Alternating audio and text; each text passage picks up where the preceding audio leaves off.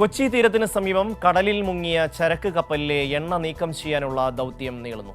കപ്പൽ കമ്പനിയായ MSC ആദ്യം നിയോഗിച്ച സാൽവേജ് കമ്പനി പിന്മാറിയതോടെയാണ് ദൗത്യം വൈകുന്നത്. അതേസമയം കപ്പലിലെ ഇന്ധന ടാങ്കുകളിലെ എണ്ണ ഉടൻ നീക്കം ചെയ്യണമെന്ന് കേന്ദ്ര ഷിപ്പിംഗ് മന്ത്രാലയം കമ്പനിക്ക് അന്ത്യശാസനം നൽകി. മെഡിറ്ററേനിയൻ ഷിപ്പിംഗ് കമ്പനി നിയോഗിച്ച സാൽവേജ് കമ്പനി ദൗത്യത്തിൽ നിന്നും പിന്മാറിയതും കാലാവസ്ഥ പ്രതികൂലമായതുമാണ് എണ്ണ നീക്കം ചെയ്യൽ ദൗത്യം വൈകാൻ കാരണമായത്. ദൗത്യത്തിൽ ആവശ്യമായ സാങ്കേതിക പരിജ്ഞാനം തങ്ങൾക്കില്ലെന്ന് പറഞ്ഞാണ് T&T സാൽവേജ് കമ്പനി ദൗത്യത്തിൽ നിന്നും പിന്മാറിയത്. സീമെക് 3 കപ്പലിലെ വിദഗ്ധ ഡൈവിംഗ് സംഘത്തിന് വിസ ലഭിക്കാതിരുന്നതും തടസ്സമായി. ഇതോടെ ഡൈവിംഗ് സഹായത്തിനായി എത്തിയ കപ്പലുകൾ തിരികെ പോവുകയായിരുന്നു. ജൂൺ 13 ആരംഭിച്ച് ജൂലൈ 3 പൂർത്തിയാക്കാൻ ലക്ഷ്യമിട്ടിരുന്ന എണ്ണ നീക്കൽ ദൗത്യം നിലവിൽ പൂർണ്ണമായും നിലച്ച സ്ഥിതിയിലാണ്. എണ്ണ നീക്കം ചെയ്യുന്നതിന് T&T സാൽവേജ് കമ്പനിക്ക് പകരം സിംഗപ്പൂർ ഡച്ച് കമ്പനിയെ ചുമതലപ്പെടുത്തിയിട്ടുണ്ട് എന്നാണ് മെഡിറ്ററേനിയൻ ഷിപ്പിംഗ് കമ്പനി അറിയിച്ചിട്ടുള്ളത്.